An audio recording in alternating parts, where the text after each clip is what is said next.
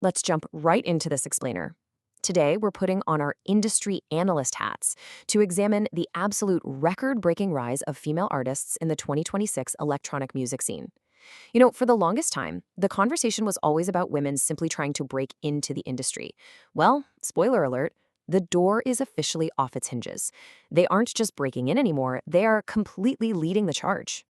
To put this into perspective, the global electronic dance music industry is currently valued at a staggering $2.8 billion. That is larger than the GDP of some small countries. And today, we're breaking down the massive shift in who is actually driving that revenue. We're going way beyond the festival lights to examine the hard data, the rich heritage, and the cultural movements pushing this multi-billion-dollar machine forward. We're going to structure our briefing by hitting 5 key areas.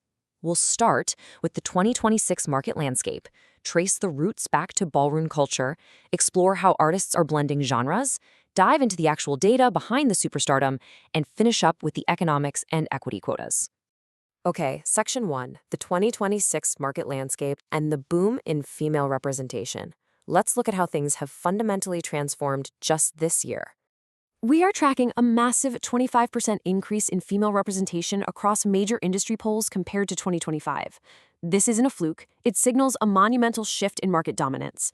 We're seeing an unprecedented level of female representation, where these artists aren't just on the flyer, they are headlining the premier global festivals, from Tomorrowland to Ultra Miami and EDC Las Vegas. Moving to Section 2, Pioneers and Ballroom Culture, the historic foundations of dance music. To really grasp this modern boom, we have to recognize where the music actually came from. You literally can't talk about modern house and electronic music without talking about ballroom culture. The sounds we hear today evolved directly from these foundational, inclusive spaces. These were essential sanctuaries created by marginalized Black and Latinx queer individuals. In a world that totally denied them acceptance, they built their own houses, their own chosen families, and their own revolutionary sounds and dances, like voguing. It's an incredible chronological evolution. We start with the activism of the 1969 Stonewall riots, moving into the 80s, where pop pioneers like Madonna and Janet Jackson totally redefined female stardom and control. Fast forward a bit, and we see massive cultural touchstones like Beyoncé's 2023 Renaissance Tour, directly honoring those queer and ballroom house music origins. All of this laid the groundwork for the billion-dollar festival ecosystem of 2026.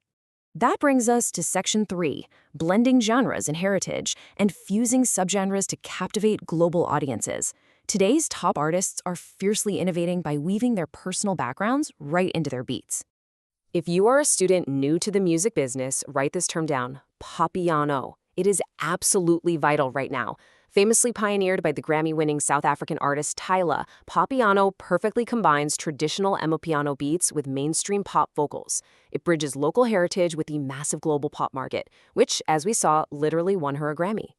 When we analyze artists like Tyla, Peggy Gou, and Ma Eri, a super clear, data-driven success factor emerges. Peggy Gou blends her South Korean roots with Berlin techno, and boom, she dominates the Billboard EDM charts. Ma Eri seamlessly fuses J-pop influences with heavy driving techno, easily landing her main stage slots like Fuji Rock. Fusing diverse genres with personal heritage is exactly the formula for capturing a massive, dedicated international fan base today. All right, let's get into the numbers in Section 4, data-driven superstardom and the metrics of modern festival dominance. How are we actually measuring this shift? Whenever analysts look at electronic music metrics, Beatport plays are the absolute gold standard. Forget traditional radio for a second. Beatport tells us what working DJs are actually buying and spinning in the clubs right now. It is the ultimate barometer for an artist's underground credibility and their real-world reach. The metrics of this superstardom are just undeniable. Festival headliners are pulling absolutely staggering numbers. Charlotte DeWitt rocked up 45 million track plays in just one quarter, while Amelie Lenz hit 38 million. And they're combining that immense club presence with gigantic social media communities. Charlotte running her Can TXT label, Amelie with her Exhale brand. They completely dominate the underground charts while keeping millions of followers locked in online. And how are they doing that? While the industry has totally shifted away from the slow grind of traditional A&R discovery, leaning heavily into the explosive power of social media virality. Take Tyla's viral water challenge on TikTok. That moment fundamentally accelerated her path to a Grammy. It completely bypasses the old gatekeepers, letting fans directly dictate the market. We're seeing this everywhere. Alice in Wonderland is now the highest billed female DJ in Coachella history. Sarah Laundrie is rapidly pushing the boundaries of the hard techno scene right into the top 10.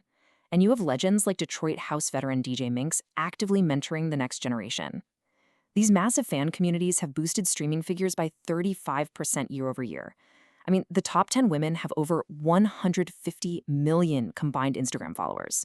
They are simply indispensable to festival promoters. Which perfectly leads us to our final section, economics and equity quotas, or the business of inclusion. Let's look at the direct economic impact here.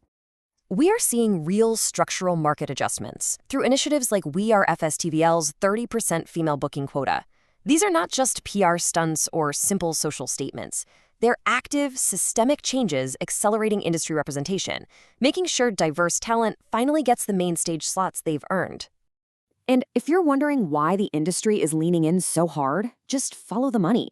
Top female artists alone are generating an estimated $450 million for the industry. That proves, without a doubt, that equity and artistic innovation directly equate to massive commercial success. So, as we wrap up this explainer, I want to leave you with something to chew on. With top artists already experimenting with AI in their sets and metaverse festivals right around the corner, the landscape is about to shift all over again. How do you think emerging technologies will continue to elevate these artists and redefine the data we see today? Thanks for tuning in and keep digging into the numbers behind the music.